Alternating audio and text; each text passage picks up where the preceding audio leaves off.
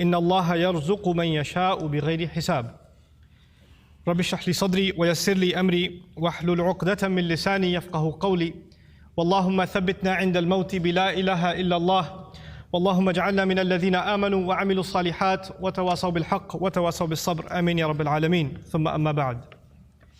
Today's khutbah is dedicated to a very unique individual mentioned repeatedly in the Qur'an. It's Maryam salamun alayha. And the reason I decided to give a khutbah on some aspects of her life that Allah highlights in the Qur'an are actually inspired by a question somebody asked me this week. Somebody came to me this week and said that they've had a very close relationship with Allah since childhood, and that they make dua, they've made dua to Allah from a very early age, praying tahajjud, even when they were a teenager, and whenever they asked Allah for something, Allah provided. This person actually had a pretty tough life. Father passed away at an early age, no brothers, and this woman has lived a pretty lonely life and basically decided to really truly depend on Allah.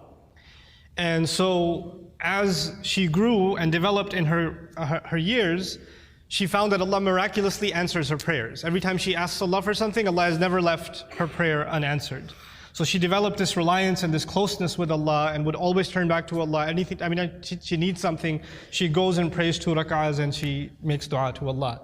So a really beautiful connection she had with Allah. But where did the question come from? And she starts thinking to herself, maybe Allah is not happy with me, because before I used to pray and everything used to get answered.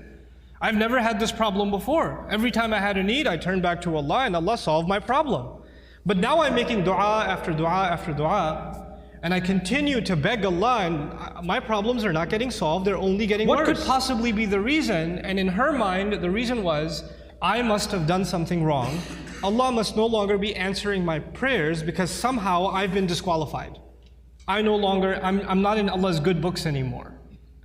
The reason I decided to give this khutbah is that this is a very common notion that can creep into somebody's mind. We make dua, every human being makes dua, and we're expecting that Allah Azza wa Jal will give us an answer. We're hoping that Allah will solve our problem. There are 2 kinds of du'as basically, for most of us.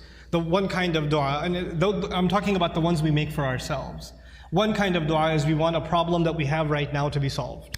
We have an issue, we have some circumstance, and we want Allah Azza wa Jal to protect us from falling into a worse problem, to secure the good things that we have, etc. And of course we make dua for our future. We make dua for ourselves, our children, and to take care of things in the future. Ya Allah, things are good right now, Ya Allah, keep them this way. Preserve what we have here. These are the kinds of duas that we make for ourselves. And even if there was a connection, you will never know. You cannot guess what the reason is.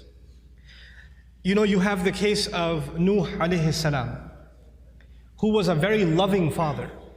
He made da'wah, he invited his people to Islam for 950 years. Can you imagine? You think he made dua for his son?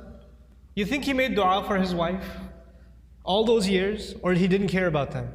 Someone who cares so much about his nation, they spit on him, they insult him, and he goes back to them and makes dua for them 950 years. You think he ignored his own son, his own wife?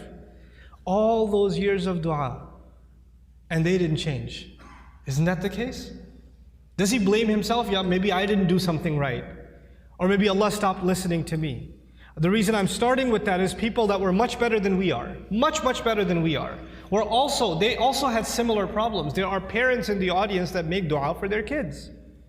And they see that their children are going away from the religion. They're going down a dark path. And they can't control it. And they're making dua for them. And they're not seeing that their dua is being answered. And now they're getting frustrated. Is there something wrong with me? Why isn't Allah answering? Well, you're not the first one to be put in that position. Our Messenger ﷺ made lots of dua. You don't think he made dua for his uncles, his family? You don't think he considered Abu Lahab when he made dua for guidance?